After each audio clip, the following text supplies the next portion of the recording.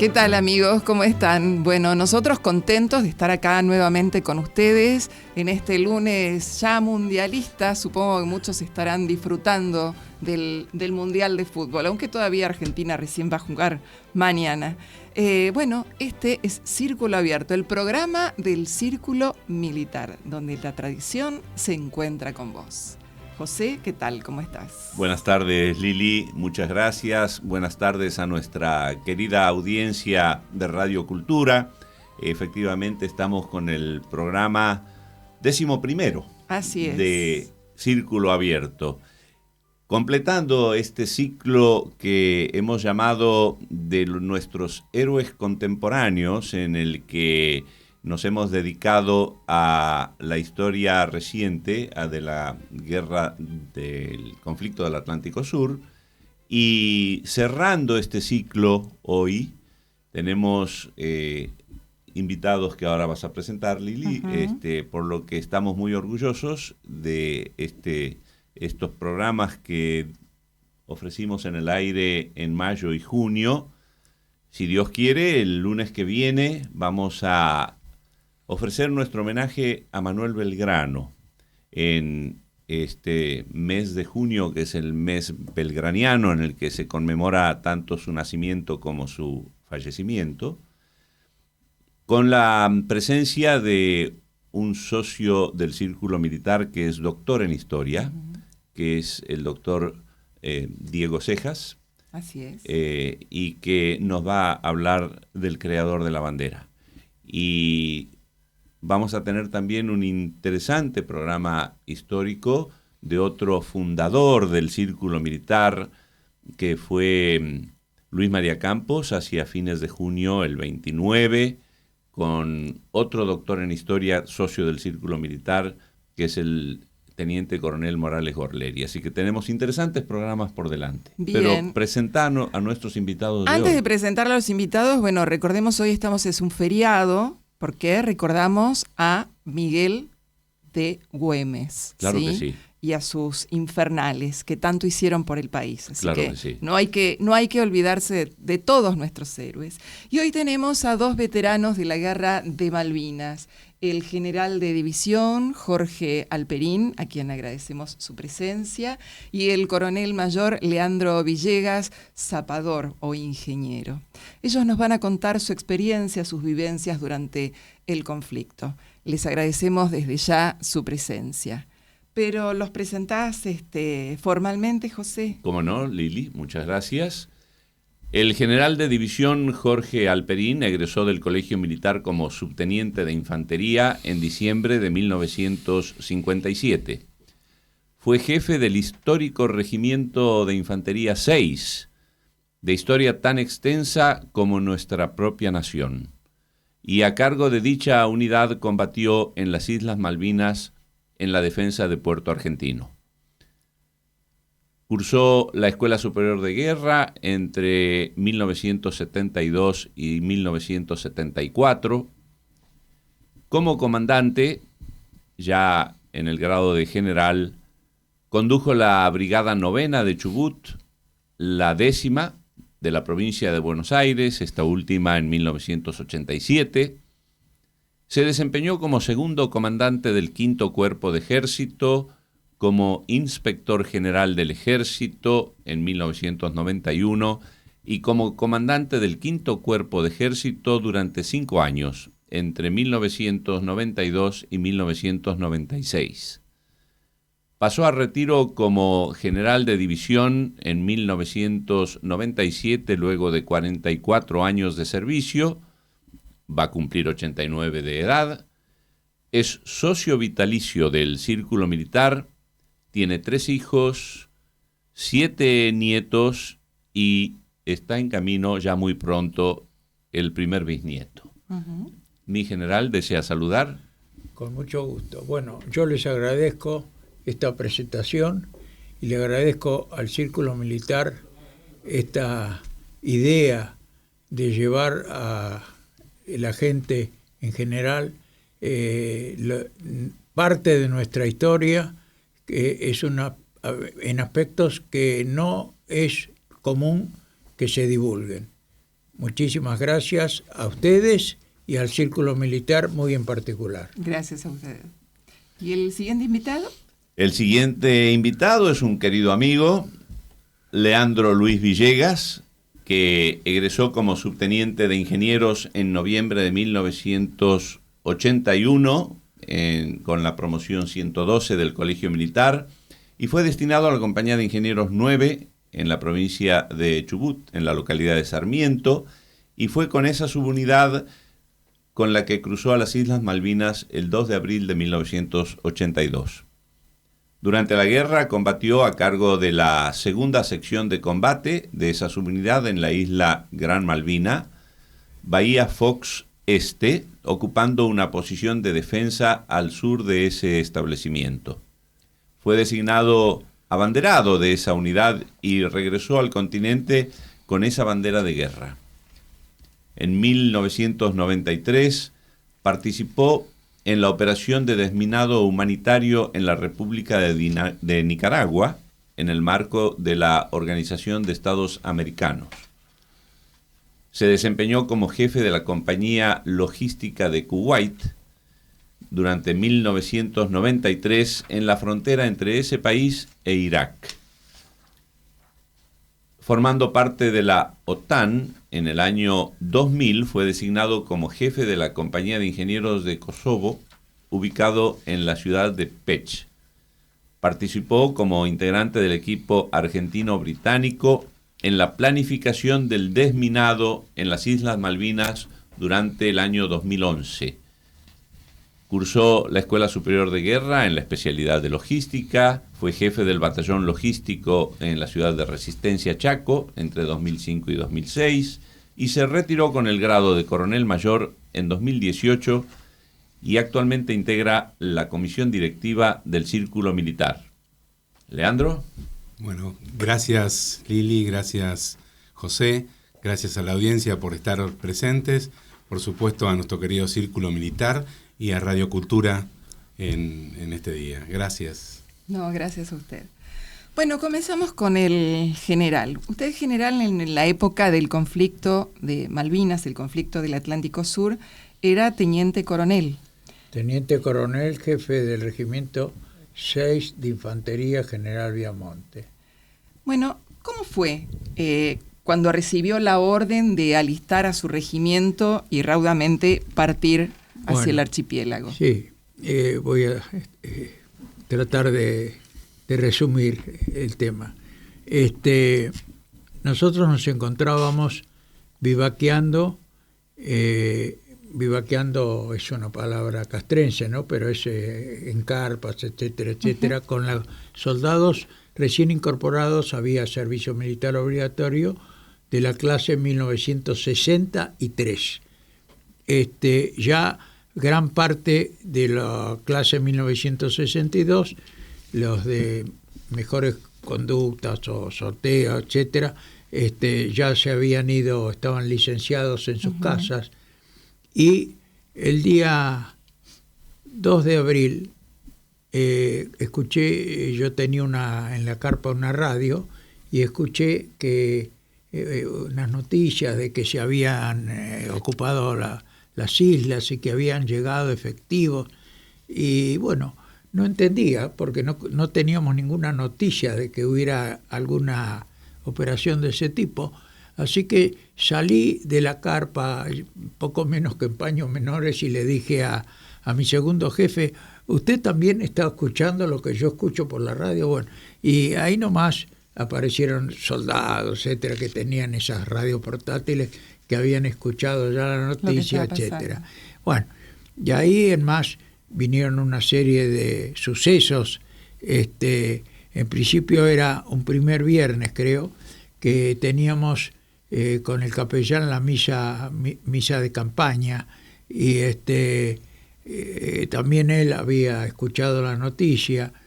Y bueno, terminado estos acontecimientos, etcétera, no teníamos teléfono con el cuartel, que estábamos a unos 15, 20 kilómetros, así que salí con un jeep para poder tomar comunicación con mi superior directo, que era el comando de la brigada, y así lo hice, pero encontré que el comandante de brigada, que en aquella época era el extinto general de brigada Joffre, me dijo que él se encontraba en igual situación que yo. Así que teníamos que esperar. Nadie sabía nada. Nadie sabía nada. Para todo esto, había llegado al cuartel ya la población civil, que nos pedía por favor que mandáramos banderas y la banda del regimiento a la plaza de Mercedes, porque querían festejar esta nueva noticia de forma adecuada. Y claro, no tenían por qué saber que estábamos empezando una aventura, no sé si la palabra es aventura, pero por lo menos una historia que iba a tener no una solución muy fácil, ¿no es cierto? No tenían por qué saberlo.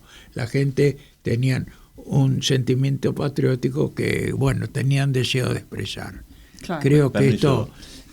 hace 3 programas atrás, recuerdo, invitamos a 2 oficiales, socios del Círculo Militar, de los que cruzaron el 2 de abril. En alusión al secreto que usted acaba de aludir, era tal que ellos mismos tuvieron que juramentar mantener el secreto al momento de recibir la orden de cruzar las islas, que fue 48 horas antes. Bueno, aquí tenemos a Leandro Villegas, que es uno de los que desembarcó el 2 de abril vía aérea en las Islas Malvinas. Sí, así fue. El día 26 de marzo, el jefe del regimiento 25, teniente coronel Seineldín, ordena reunir su plana mayor y al jefe de la compañía de ingenieros, que estaba dentro de la misma guarnición, y hace juramentar a los oficiales, ¿sí?, del secreto de la operación que se iba a desarrollar.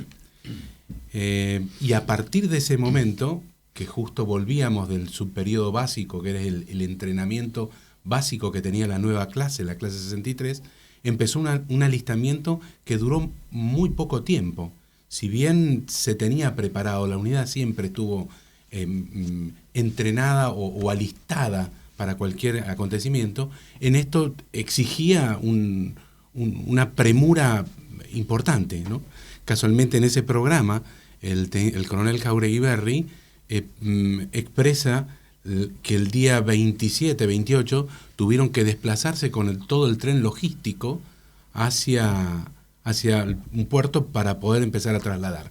Y nosotros, el resto de los oficiales del regimiento y la compañía, alistar, ¿sí?, en este manto de secreto, ¿sí?, a toda la tropa, a toda la unidad.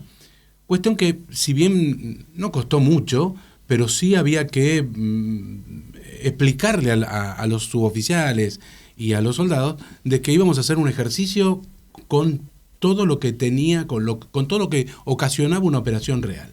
Claro. Así que se mantuvo ese secreto hasta el 2 de abril. Y como cuenta el general, ellos el 2 de abril se dan cuenta a través de los medios periodísticos. Incluso generales. Incluso generales. Si Claro, eso fue... que estaba bien oculta la noticia. Sí, claro que sí. Para evitar... Sí.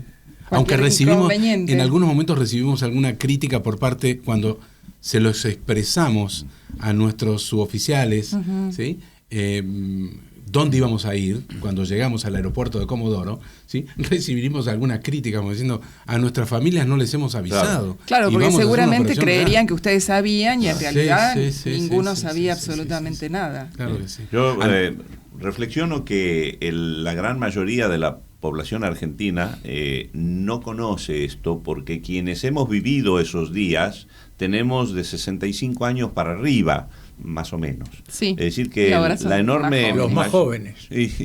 Los más jóvenes. Claro. Entonces, la enorme mayoría de las generaciones más jóvenes de nuestro país se enteran por el relato de los protagonistas, y este es el valor de que ellos estén presentes en programas Es de que difusión de esto esos no hechos. está todavía en ningún libro de historia. Exactamente. O sea, si no lo escuchan ahora, hasta que se escriba y se ponga dentro de las currículas escolares y demás. Claro que sí. Por eso yo siempre digo, uno a veces no se da cuenta que quizás está pasándole por el costado en la calle un héroe de Malvinas. Tal ¿sí? cual. Aquellos que después seguramente lo van a encontrar en algún libro, ¿no? General, ustedes tienen que relevar al Regimiento de Infantería 25. ¿Es así? En la custodia de Puerto Argentino. ¿O no? No, mire. ¿Ven? Hay que Yo leer todo, porque a veces decir, las noticias no son las que corresponden. El lunes 5 de abril, sí. Yo me fui citado al Estado Mayor General del Ejército, Jefatura 3, que es Operaciones, cuyo jefe era el general Menéndez, pero que ya no estaba de jefe Menéndez porque era gobernador de las islas. Tenía otra tarea más importante, ¿no? Para poner, me hicieron una serie de preguntas porque tenían interés de saber con toda exactitud cómo se encontraba la clase 1963 recién incorporada para poder marchar a Malvinas. Y yo les contesté que si no llovía ese día, iba la clase a marchar al polígono de tiro, a tirar la primer condición de tiro con FAL, que se llamaba regulación de gases. Con eso le di a significar que realmente en este momento la clase, por lo menos de mi regimiento, 63, no estaba en condiciones. No había completado el ciclo de educación. Exactamente. Me hicieron 2 o 3 preguntas más y por esas preguntas sospeché que quizás podíamos tener asignada alguna misión para lo futuro, ¿no es cierto? ¿Y cómo prepararon la defensa del lugar donde fueron? Bueno, yo cuando fuimos, ahí voy a hacer un salto de fechas, ¿no es cierto? Nosotros fuimos primero a una reunión con el comandante del Cuerpo 1, donde recibimos una serie de órdenes, etcétera, etcétera, y recalamos en Malvinas, con los medios, y bueno, ya habían pasado varios días, etcétera, etcétera, y la primer tarea que tuvimos fue primero ocupar, a mí me dieron la primer misión concreta, vamos a decir, que yo tuve, fue la defensa de la localidad de Malvinas. Ahí en el aire hay una proyección del mapa de Malvinas, el círculo amarillo sería el sector donde estaba usted. Claro, cuando hablo de la localidad de Malvinas es lo que podríamos llamar la ciudad de Puerto Malvinas. Argentino. Claro. Para eso me fueron yo tuve que desprenderme de una compañía del regimiento de Patricios que me habían asignado y que viajó con nosotros como la compañía C, que mi regimiento había regimiento tipo A y tipo B. El tipo A tenía 3 compañías de tiradores, el tipo B 2. Entonces con la compañía esa de Patricios hacíamos esa compañía que mi organización no tenía. Pero me sacaban esa compañía y se la pasaban al regimiento que comandaba Seineldín. Y yo quedaba con la localidad, con las tropas de ingenieros, tropas de policía militar, etcétera, todo lo que correspondía a esa misión que me habían asignado. Perdón, ¿qué día arribaron a las islas? Nosotros arribamos a las islas el día, ya le voy a decir, a ver si... mi memoria me falla un poco a veces. Con toda la brigada. Alrededor del 10 de abril. El 10 de abril. Claro. Toda la brigada fue en sucesivos vuelos de Sí, aviones seguro. de la mayoría de aerolíneas que se los transformaba en aviones de carga sin los asientos. Se reconfiguraba el avión. Exactamente. Ahora, la zona donde ustedes estaban era muy factible de sufrir ataques anfibios. ¿Sí? Mire, Por ser... mientras yo estaba de comandante de la localidad, yo Ajá. no iba a recibir ataque anfibio. Sí. Lo que podían recibir son las unidades que ya estaban defendiendo el sector costero, digamos Sí, así, ¿no es sí. cierto? Creo que una de las primeras unidades que llegaron fueron el Batallón de Infantería de Marina 5, Sí. y después elementos de la brigada, como el 3 de Infantería, el coronel Seineldín, etcétera, etcétera, que fueron recibiendo órdenes para ocupar las posiciones y demás, ¿no? ¿Y con qué armamento contaban? Bueno, con todos el armamento que tiene un regimiento de infantería, que es sería largo enumerar, ¿no es cierto? Uh-huh. El portátil era el fusil FAL, pero hay unas subunidades que tienen armas pesadas, morteros 120, etcétera, secciones, ¿no? Del regimiento, etcétera. Es decir, cada regimiento de infantería tiene una organización similar, ¿no? Pero en el caso de ustedes, ¿estaban bien pertrechados o no para la situación? Para la época y los medios con que contábamos, estábamos bien pertrechados. Uh-huh. Ahora, que había armas que por desgaste, qué sé yo, hubieran merecido o tenido que tener a lo mejor una reparación, etcétera, puede ser. Le digo más, el Regimiento 6 tenía un depósito de movilización. Hay ciertas unidades que tienen depósito de movilización. ¿Qué es eso? El depósito de movilización es todo el armamento y elementos necesarios para armar otra unidad igual, que en caso de ser necesario, reincorporando gente de la reserva, se pueda llegar a formar otra unidad similar. Uh-huh. Pero como no se había dejado de lado hipótesis de conflicto que tienen las Fuerzas Armadas, ese depósito de movilización no se tocó para nada. Bien. Ahora, hay nombres que se destacaron dentro de su regimiento, como fue el de el coronel Vilgrela Madrid, o Aldo Franco, que estuvo la semana pasada. Ni bien llegamos, el comandante de la agrupación Ejército Puerto Argentino, que era el comandante de la 10ª Brigada, el general extinto, general uh-huh. Joffre, nombró al teniente coronel Jaimet, que era mi oficial de operaciones, más la compañía B que comandaba el teniente primero Abella, lo nombró reserva de la agrupación Ejército Puerto Argentino. Es decir, salió de mi dependencia y pasó a depender directamente del comandante de la brigada. Uh-huh. Y fueron al norte. Y yo quedé con el resto de la unidad. Ahí estamos viendo. Con el resto de la unidad y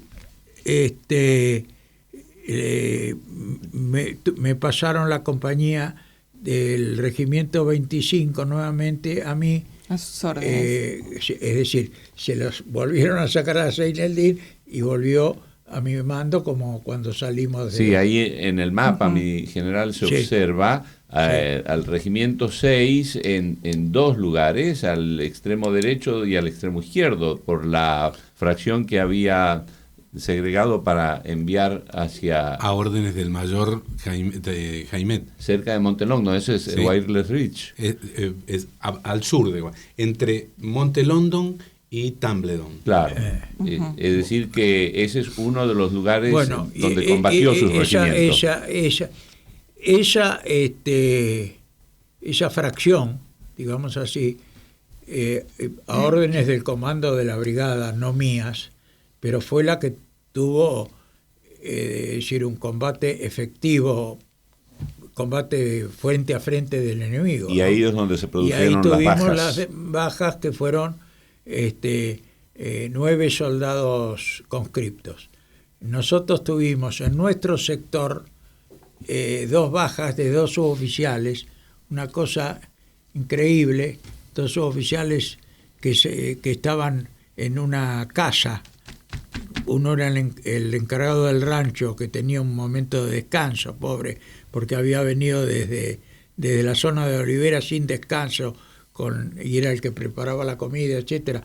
Había dejado a un suboficial a cargo de eso por un tiempo, y el encargado de la compañía de comando, que era el que tenía la responsabilidad de mantener el contacto con los aviones o la estación de correspondencia, etcétera, etcétera. Esta gente, la noche del día 14, lamentablemente salió, suponemos que tendría alguna necesidad, y les cayó una bomba y los mató a los dos. El destino. Hacemos una pequeña pausa y enseguida seguimos. Gracias. Zeta Films presenta la nueva gran ópera prima del cine italiano. El pequeño Nico es enviado a pasar un verano en Sicilia en la casa de su anciana tía. Él es un chico moderno y tímido de la gran ciudad. Ella, una anciana apegada a la tradición. Entre ambos nacerá una historia de cariño y comprensión. Una sensible comedia del nuevo cine italiano. Un film de Margherita Spampinato. Gioia Mia, un verano en Sicilia. Ganadora del premio especial del jurado y del premio a la mejor actriz en el poderoso Festival Internacional de Cine de Locarno. Zeta Films presenta una cálida y simpática mirada a la aventura de crecer. Gioia Mia, un verano en Sicilia. Sensacional estreno, jueves 2 de abril, solo en cines. Abrimos una ventana para observar, descubrir y compartir. Un recorrido posible, un lugar, una escena, una idea, una conversación que se despliega sin prisa, con atención al detalle y al contexto. Veme, con Analía Pinto. Los miércoles de 14 a 15 por Radio Cultura. No me chamulles más. Un espacio de Pollera Pantalón, la organización de mujeres que trabaja para compartir conocimientos y crear redes que potencien a las mujeres con iniciativa. Los martes a las 18 por Radio Cultura. Círculo Abierto, el programa del Círculo Militar, donde el pasado y el presente se encuentran. Y continuamos acá en Círculo Abierto con el general de división Alperín. Usted era jefe del Regimiento de Infantería Mecanizada 6, sí. Un regimiento histórico. Cuéntenos un poco la historia del regimiento. El Regimiento 6 de Infantería nace prácticamente con la patria. Nace 6 meses después de que se crearan los 3 primeros regimientos, que era el Regimiento 1, 2 y 3 de Infantería. A los 6 meses nace el Regimiento 6. 1810. 1810, sí. Y es designado el general, el coronel Viamonte como su primer jefe. ¿Dónde tenía asiento? Tenía asiento en el norte, bajo la supervisión de el general Balcarce y de el miembro de la primera junta Castelli, que había sido enviado para casualmente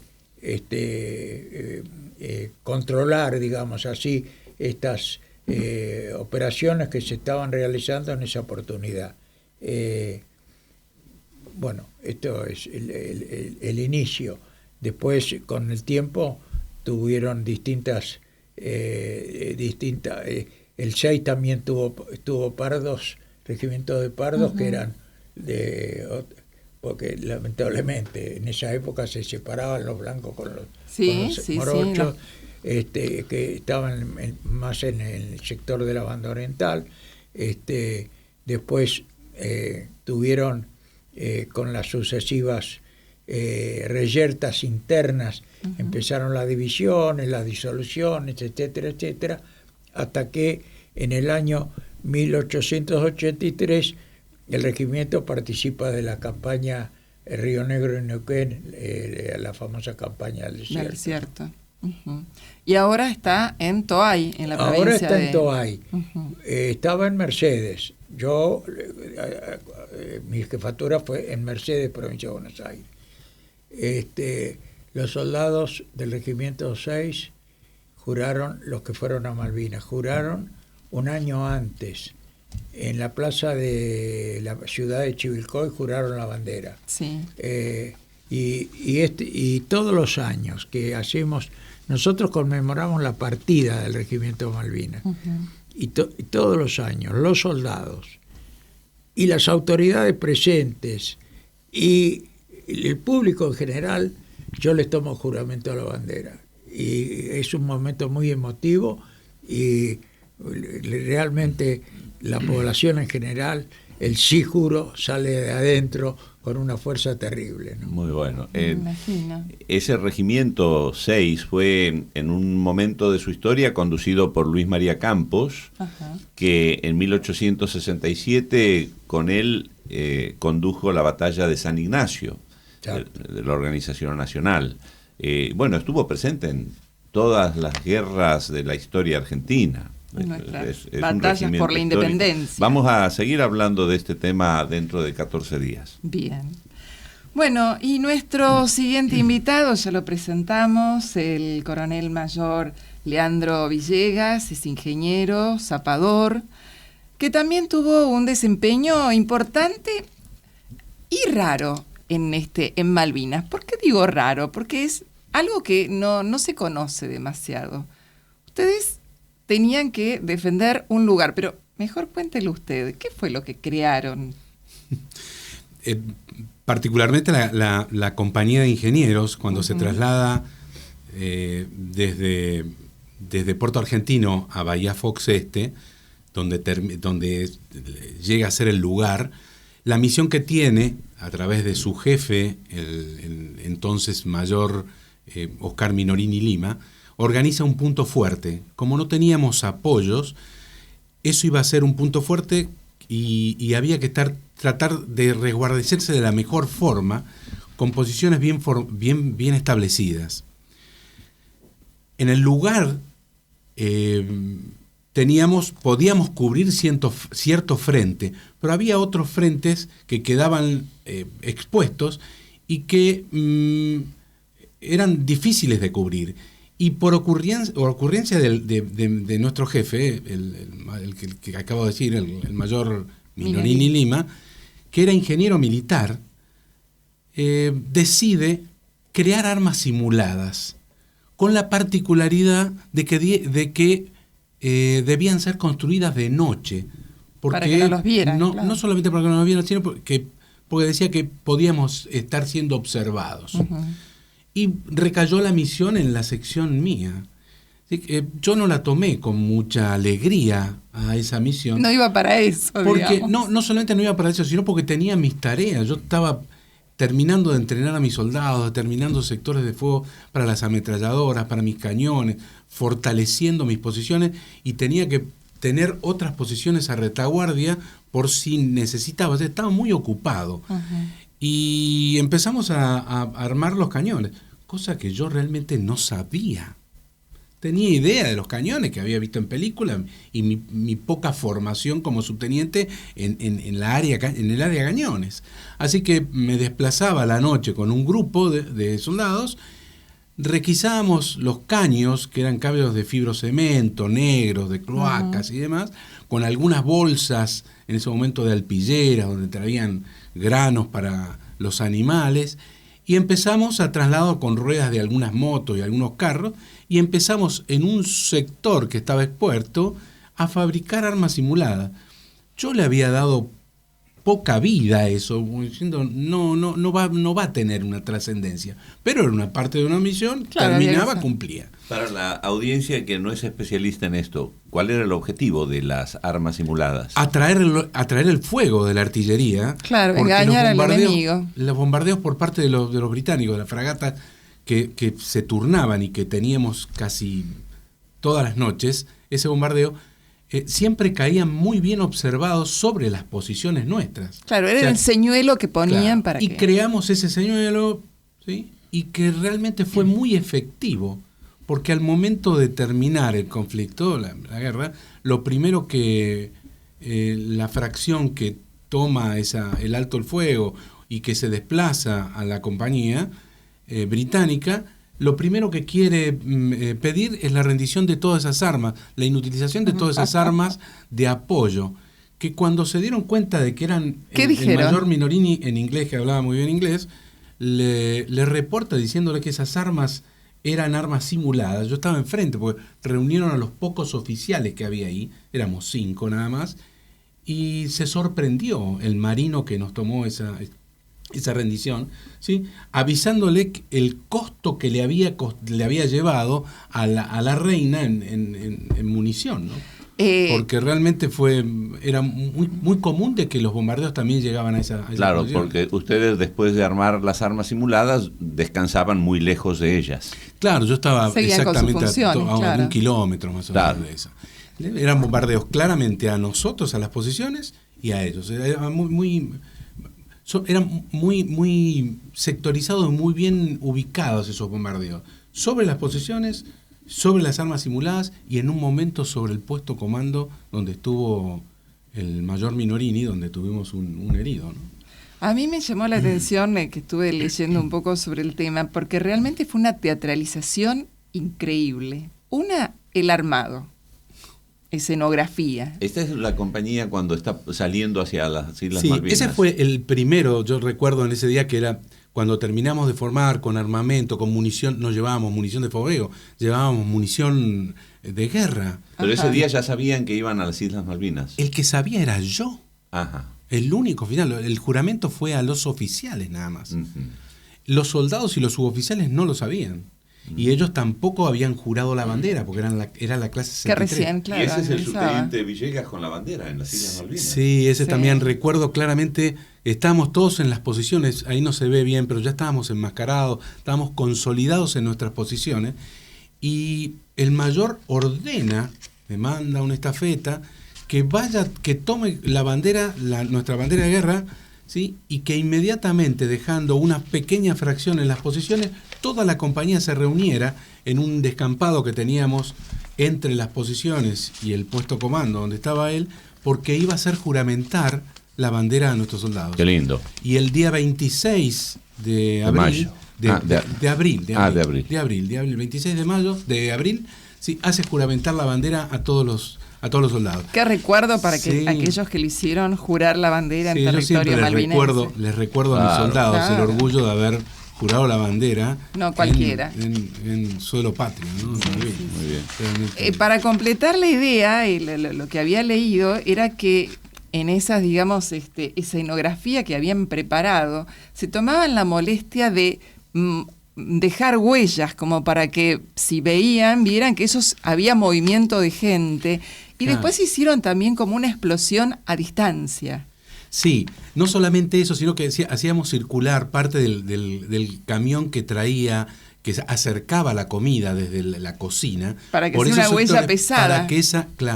Para que se marcara. Claro. Recordando lo que nos decía mi querido jefe Minorini Lima, que siempre estábamos siendo observados. Claro. Nosotros teníamos armas, el arma de mayor alcance era un cañón 105, y después unos morteros de 120 que un regimiento cede a la compañía con su jefe de sección, en ese momento el teniente Primero Rodríguez, que el máximo alcance eran 8 kilómetros. Entonces, la observación era constante por parte del enemigo y nosotros no podíamos hacer nada. Claro.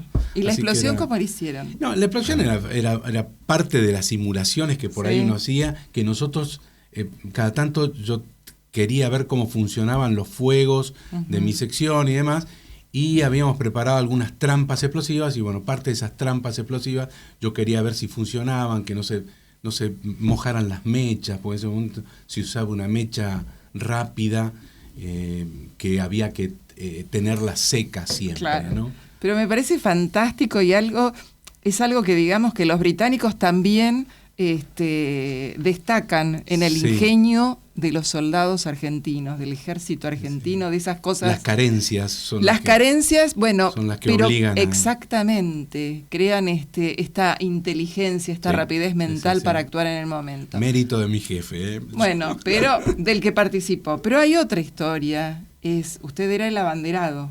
Sí, yo tuve el orgullo de llevar la bandera de guerra de la unidad, que creo que también en otros programas y siempre se habla de la bandera de guerra. La bandera de guerra es muy importante dentro de las unidades militares. Es la que aglutina los espíritus, el que fortalece, es una de las últimas herramientas que tiene el militar para conducir, ¿sí? La camaradería, el espíritu de cuerpo y la bandera de guerra. Así que tuve el orgullo de tenerla. Si bien al principio la tenía en mi pozo, pero después con la formación del pozo, de las distintas inclemencias del tiempo, yo la saqué y la dejé en otro lugar, ¿sí? Cerca del puesto comando, donde permaneció ahí, hasta el momento de la rendición, que ahí es cuando mi jefe nos llama a los jefes de sección y da distintas misiones de elementos que teníamos que destruir para no dejarlos habilitados, enemigas, claro. ¿Sí? Porque no sabíamos en qué condiciones iba a ser la rendición, que después supimos que fue incondicional y que tuvo una serie de puntos. En ese momento mi responsabilidad principal era la destrucción de la bandera de guerra. Que no cayera en manos del enemigo. Claro, que era muy... Para los británicos no era tan significativo. Ellos fue significativo en otras épocas. Sí. Claro. Pero tienen otra historia de guerra que no tenemos nosotros. Historia. Nosotros guardamos esa historia y siempre el día de hoy sigue siendo nuestra bandera de guerra algo muy importante. Pero nosotros recibimos, yo pregunté al comando de brigada, el 14, qué hacíamos con la bandera que teníamos guardada y me dijeron que había que incinerarla. Claro. Para que no fuera un trofeo de guerra del enemigo. Sí. La idea fue así, la orden que me dio el mayor Minorini era quemarla. Lo que pasa es que también para los británicos, como dice el amigo, la mentalidad había cambiado y ellos prometieron que las banderas que habían tomado las iban a devolver y las devolvieron. Claro, sí, pero mientras tanto no se sabía. En algunos libros ingleses figura como una ingenuidad de los argentinos ese tipo de cuestiones, ¿no?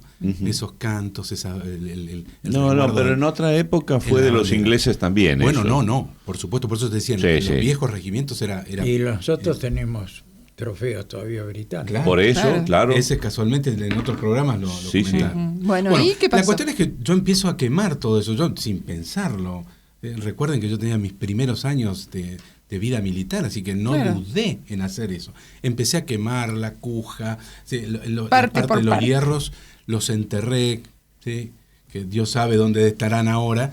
Y cuando iba a quemar la bandera se me ocurre, como ya estaba fuera de mis posiciones, estaba cerca del puesto comando, donde estaba la bandera, se me ocurrió decirle al mayor, ¿y si la llevamos? Yo trato de llevarla escondida. ¿Sí? Si bien mi intención en un momento era descoserla, pero realmente no tenía tiempo y ya los británicos estaban sobre nosotros. Así que sencillamente me la puse bajo la ropa. Ni siquiera descosí, no tuve tiempo de descoserla para esconderla en otro lado. Así que la llevé de chiripá. Y fue pasando, tuvimos como 4 controles. Y en todos los controles, ¿sí? Pasaba y sin problema. Hasta que en el último y previo, el último control y previo a nuestro descenso en Puerto Madryn, nos hacen una inspección distinta al resto, y yo, ya un poco acostumbrado a esas inspecciones, me envalentoné como que va a pasar, es una más que va a pasar.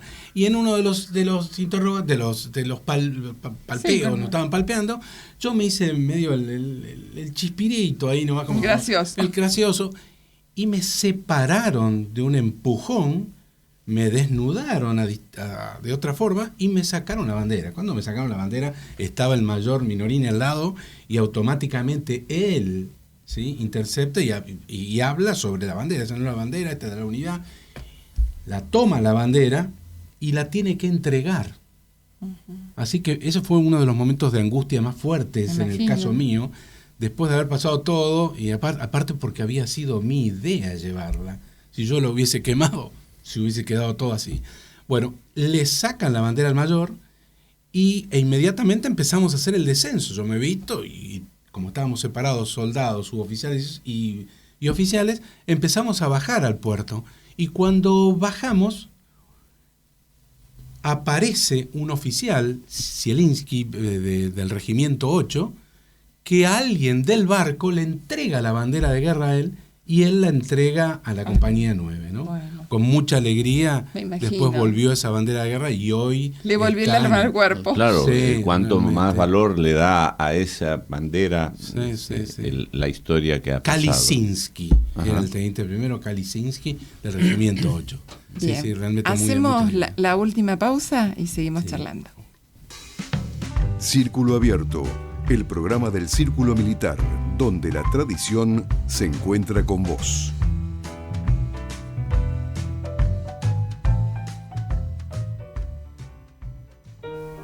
Y continuamos acá charlando con el coronel mayor, y usted también intervino en el desminado.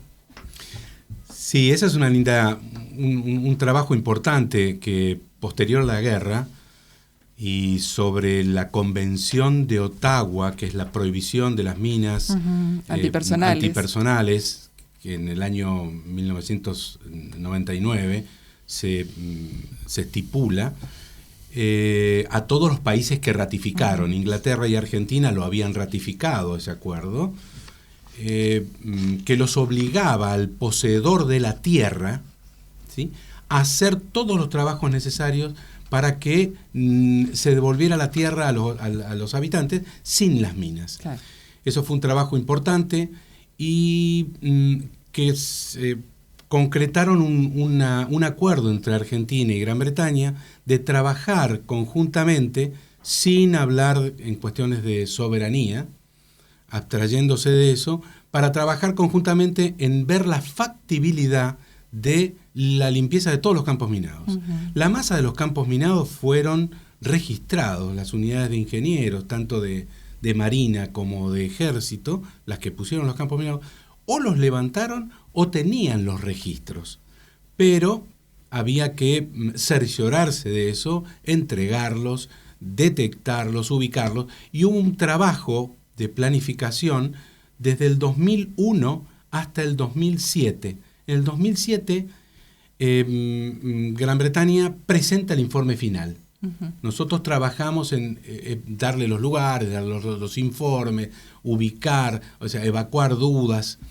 Y con ese informe, después, a partir del año 2009 y hasta el 2020, empiezan los trabajos de limpieza que los llevó adelante Gran Bretaña con sus costos y demás, y por el ejército, por parte de trabajadores y militares de Zimbabue. Así que en noviembre de 1922 se terminó el desminado y quedó libre de minas las Islas Malvinas, ¿no? Bien, interesante. Bueno, y en este tercer bloque nosotros habitualmente saludamos a los cumpleañeros y contamos la agenda cultural de esta semana. Y un poco el coronel está inmerso en el tema porque forma parte de la comisión directiva del club en la parte de socios, ¿sí? ¿Y qué beneficios tiene hacerse socio del Círculo Militar? Bueno, realmente es un privilegio, hay mucho de sentido de pertenencia de esto. Uh-huh. Hay beneficios, el Círculo Militar tiene beneficios para sus socios, pero lo más importante es la pertenencia. Es esa llama sagrada a la institución, el honor al espíritu de cuerpo que siempre nos aglutinó y que con el que nuestro fundador, uh-huh, el coronel Nicolás Levalle, formó esto. El Círculo Militar está abierto a todos, principalmente a los militares, egresados del Colegio Militar, a las personas de la reserva del Ejército, a sus familiares, y también está abierta las puertas a los civiles que quieran formar parte del Círculo Militar. Hay ciertos formularios que hay que completar, uh-huh, que se pueden ver en la página del Círculo Militar, www.circulomilitar.com. .org. Y ahí lo estamos viendo en la pantalla. Exacto. Todos los detalles como para inscribirse. Hay un formulario ya digital, ya no hay que completar papeles. Ese formulario genera un correo que nos llega a socios e inmediatamente se toma contacto con la persona que se quiere asociarse. Y después tienen beneficios, los más cercanos y los más cotidianos, digamos así, son descuentos importantes en los restaurantes de Croque Madame, tanto en el Palacio Paz, como también algunos descuentos en Olivos, en el restaurante Arauz. Y después tenemos precios corporativos en algunos hoteles de Capital Federal para los que vengan, y en el hotel puntual Palacio Paz, siglo XXI, ¿no? Tienen un gimnasio también. Tenemos gimnasio, Sport Club, la otra facilidad, el otro beneficio importante es Sport Club, ¿sí? Hay un 60% de descuento a todos los socios. Es importante. Yo quería agregar que cuando nosotros nos recibimos de subteniente hace ya muchos años, en el año 1957, la primera actividad que tuvimos fue la recepción que nos hizo el Círculo Militar. Era tradicional. ¿No se hace más? Sí. Sí, me parecía. Y todos era inconcebible que uno nos hiciera socio del Círculo Militar, aunque la mayoría, el padre de acá del amigo que era compañero mío, fue a Las Lajas. Yo fui a Zapala, no usábamos el Círculo Militar, pero uno lo mismo lo seguía, claro. No se concebía que un oficial no fuera a ser socio del Círculo Militar. Pues las épocas fueron cambiando, claro. Y bueno, pero ahora está mejorando. Bien. Está mejorando la masa societaria, y los usos del Círculo Militar, casamientos, fiestas, reuniones, etcétera. Muchos eventos y además, la agenda cultural, ahora tenemos la agenda, ¿cómo no? Que es muy importante. Tenemos la agenda de la semana. Ahí la vemos. Antes vamos a saludar a los cumpleañeros de la semana, empleados del Círculo Militar. Esta semana cumplió años el 10 de julio, Silvina González. Así que para ella, nuestro afecto y saludo de cumpleaños.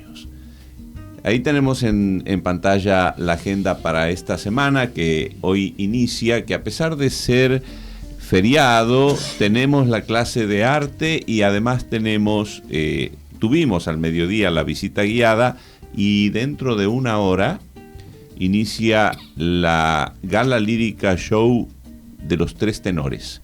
Ustedes saben, la Gala Lírica es un espectáculo muy distinguido del Círculo Militar que ofrece la empresa Gala Lírica Show con cantantes del Teatro Colón, artistas del Teatro Colón y bajo la dirección de María José Maito. Así es que les recomendamos hoy dentro de una hora y el fin de semana nuevamente. Tenemos además el jueves la visita guiada habitual a la planta de los salones a las 15:30 y a las 19:30, ese día jueves 18, tenemos show de tango en el Salón Levalle con el cuarteto Hora Cero. Igualmente nuestra recomendación, ahí tienen los bailarines en el ángulo superior derecho y el grupo Hora Cero ejecutando tango. Tenemos el día viernes una visita guiada para quienes quieran conocer el Palacio Paz a las 19 horas con lírica.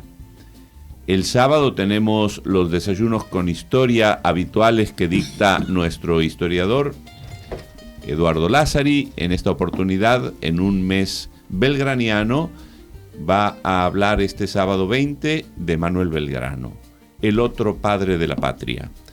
Y el domingo el show de tango del mediodía es con la participación de Raúl Lavie. Así que nuestra invitación a todos el domingo a las 12, nuestros bailarines de tango y Raúl Lavie con el cuarteto Hora Cero. Finalmente el domingo también a las 19 horas, Gala Lírica presenta Carnaval veneciano. Y ahí están en el ángulo superior derecho las imágenes de Carnaval veneciano, de Gala Lírica Show. Realmente un espectáculo que merece verse, están todos invitados.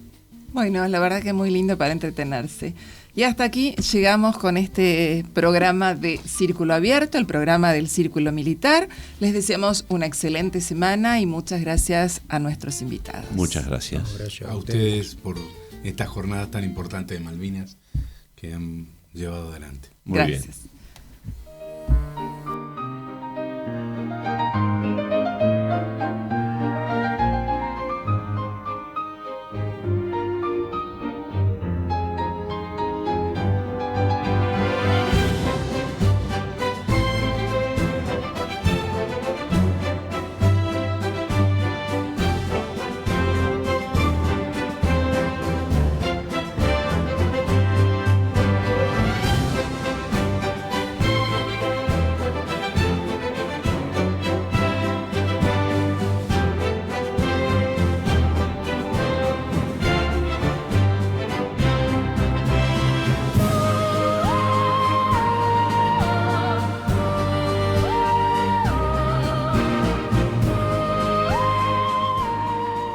Círculo abierto, suena la palabra, gira la charla, gira el corazón desde este palacio en otra época, late la ciudad en cada voz. Círculo abierto, tiempo que dialoga, pasado y hoy en la misma canción.